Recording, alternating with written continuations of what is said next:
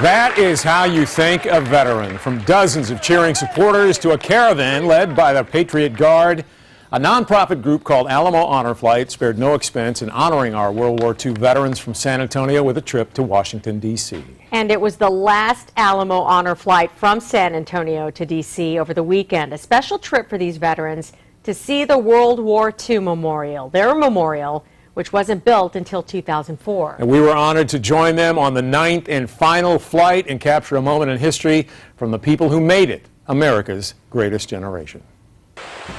Stars for the more than 400,000 Americans who died in World War II, a wreath at the Tomb of the Unknowns, and a flood of memories for those who survived.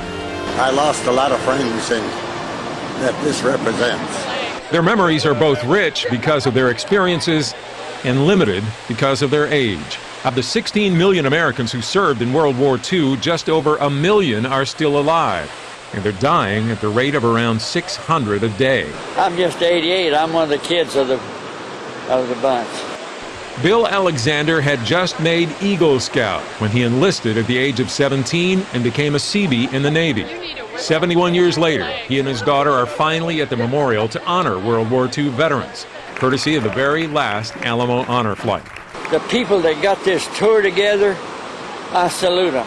It's just mind-boggling. It's so wonderful. Each step of the 3-day trip was a step back in time. The eyes of the world are on you. I have full confidence in your courage, devotion to duty, and skill in battle. Vernon Aller was 23 when he followed General Dwight Eisenhower's orders to invade German-occupied France on June 6, 1944. I think of D-Day more than anything. We lost guys, and it was a bad deal. But there was other deals that were bad, but that was the worst. But his best memory is when he was in a castle in Belgium, hearing the war was over. I stood on the steps and almost bawled. But it was quite a deal. The U.S. Navy Museum triggered memories for William Towers. That's our uniform. That's exactly what we have. He was a frogman, the Navy reconnaissance dive team that cleared beaches of mines and other obstacles before an invasion. Back in those days, we didn't have any breathing apparatus whatsoever. We had to take a breath, go down, do our work, come up, take a breath, go down, do our work. And I could stay under the water 3 minutes back then, which was a long time. And still impressive, much like Darrell Welch's record. He shot down 5 Germans and insisted on sharing his story with the Southwest Airlines pilot, who told the cabin that his father was shot down over Germany. And how many missions did you fly over there? I think 62. Wow.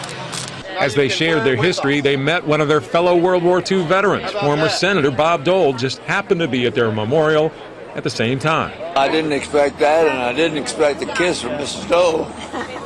You got a kiss?